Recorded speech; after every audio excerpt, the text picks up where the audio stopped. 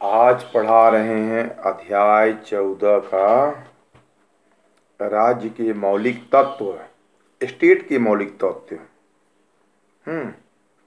Basis elements of state.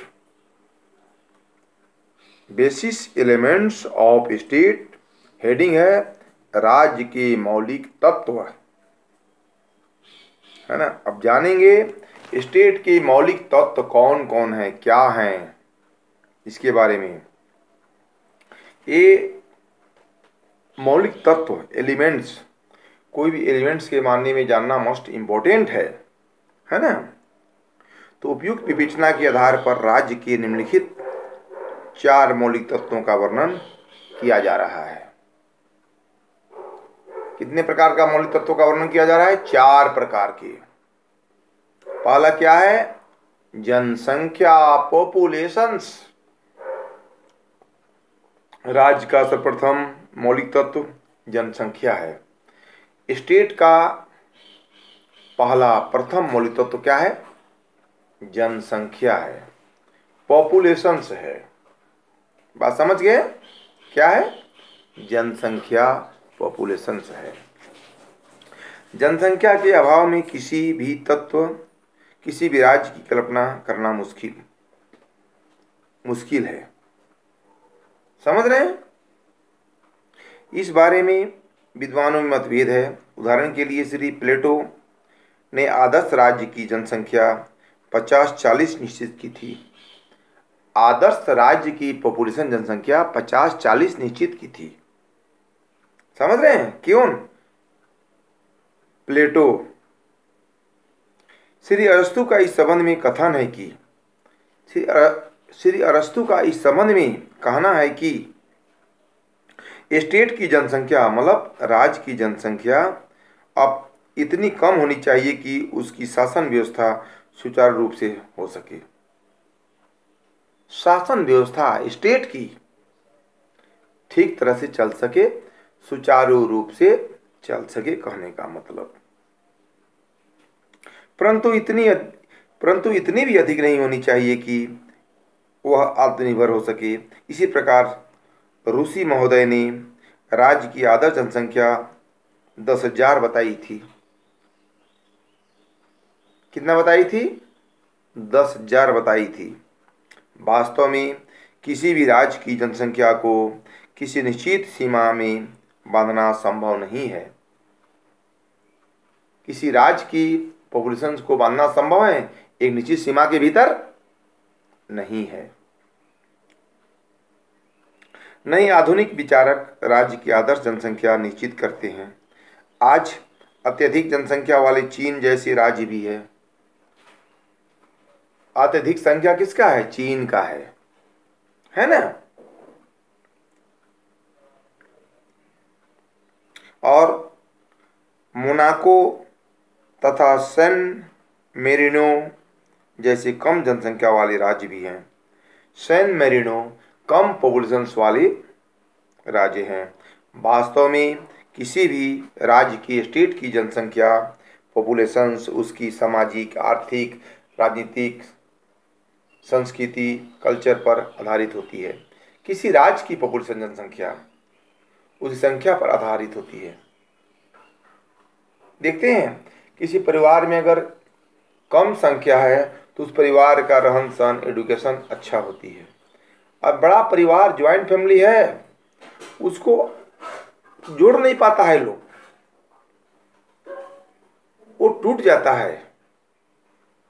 इसी प्रकार से बड़ा जनसंख्या पॉपुलेशन जिस राज्य में बहुत ज़्यादा है उसको बहुत ही सोच समझ के चलना पड़ता है। जिस प्रकार से परिवार की पॉपुलेशन बढ़ती है, छोटा परिवार सुखी परिवार, है ना। समझ रहे हैं? दूसरा है निश्चित भूभाग। निश्चित भूभाग भी राज्य की जनसंख्या के निवास के लिए एक निश्चित आवश्यकता होती है।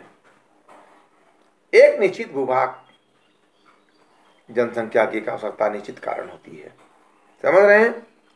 कुछ विद्वानों ने जैसे सर्वश्री Seeley, SEELEY, Seeley Hall Hall, Duguit, DUGUIT, Duguit, Willoughby, WILLOUGHBY, है ना, विलोबी आदि ने निश्चित भूभाग को राज्य का एक आवश्यक अंग नहीं माना है, स्टेट का एक अंग नहीं माना है। समझ रहे बात को? परंतु वास्तव में निश्चित भूभाग के अभाव में राज्य स्टेट की कल्पना करना असंभव है ना। वास्तव में प्रत्येक राज्य की एक सीमा या एक निश्चित भूभाग होता है। एक निश्चित क्या होता है? भूभाग होता है, जिस पर कि उसका एक अधिकार होता है। क्या होता है? उस पर उसका एक अधिकार होता है उस राज्य की, है ना। तीसरा पॉइंट है शासन या सरकार, गवर्नमेंट। राज्य का तृतीय मौलिक तत्व एलिमेंट्स क्या है? सरकार है ना, गवर्नमेंट है। वास्तव में यह राज्य का संस्थात्मक पहलू है। इसके माध्यम से राज्य अपनी शक्ति आदि को कार्यान्वित करता है, चलाता है, जनता पर शासन करता है। इस प्रकार का स्वरूप फॉर्म प्रत्येक राज्य में अलग अलग होता है। प्रत्येक स्टेट में क्या होता है? अलग अलग तरह का होता है।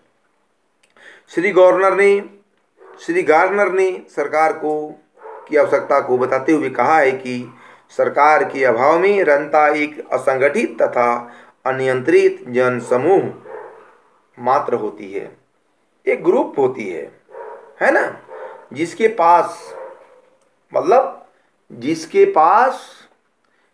पास सामूहिक रूप से, है ना, सामूहिक रूप से कोई कार्य करने के साधन नहीं होते हैं। जिसके पास सामूहिक रूप से कोई कार्य करने के साधन, एजेंसी नहीं होते हैं। क्या नहीं होते हैं? कोई कार्य करने के साधन, एजेंसी नहीं होते हैं। बात समझ गए? लास्ट पॉइंट है प्रभु सत्ता, है ना।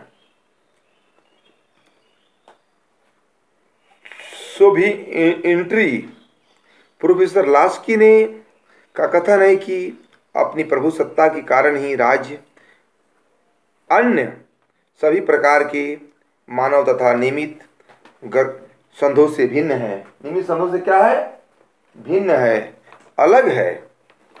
वास्तव में प्रभु सत्ता अग्रिम किंतु अति महत्वपूर्ण तत्व के रूप में राज्य के लिए आवश्यक है।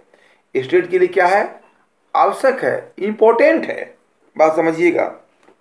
बाह्य संबंधों में भी राज्य किसी शक्ति के द्वारा चालित नहीं होता है। किसी के कहने पर शक्ति चालित नहीं होती है। इसी को राज्य की प्रभु सत्ता कहा जाता है। इसी को स्टेट की प्रभु सत्ता कहा जाता है ना। सुवेरेनिटी कहा जाता है। प्रभु सत्ता क्या कहा जाता है? प्रभु सत्ता। एग्जाम में आएगा राज्य के मौलिक तत्व कौन कौन है, फिर अथवा में आएगा राज्य के मौलिक तत्व से क्या समझते हैं, तीसरा आएगा अथवा में राज्य के मौलिक तत्व का क्या अर्थ है, फिर अथवा में आएगा राज्य के मौलिक तत्व की व्याख्या कीजिए, फिर आएगा राज्य के मौलिक तत्व से क्या समझते हैं, फिर क्वेश्चन आएगा अथवा में राज्य के मौलिक तत्व कितने प्रकार के होते हैं? 4 प्रकार के। क्या है, कैसे है, क्या समझते हैं? तो भी आंसर क्या होगा? 1 होगा। आपको ध्यान देना है चीज को कि हम कैसे क्वेश्चन को डील करेंगे। इस प्रकार हम कह सकते हैं कि राज्य के स्टेट के मौलिक तत्व यानी बेसिस एलिमेंट्स ऑफ स्टेट 4 प्रकार के होते हैं। देखिएगा, उपयुक्त कथन से यह स्पष्ट होता है कि राज्य के मौलिक तत्व बेसिक एलिमेंट 4 प्रकार के होते हैं। नंबर आपको फुल मिलेगा। बात समझ गए? ठीक।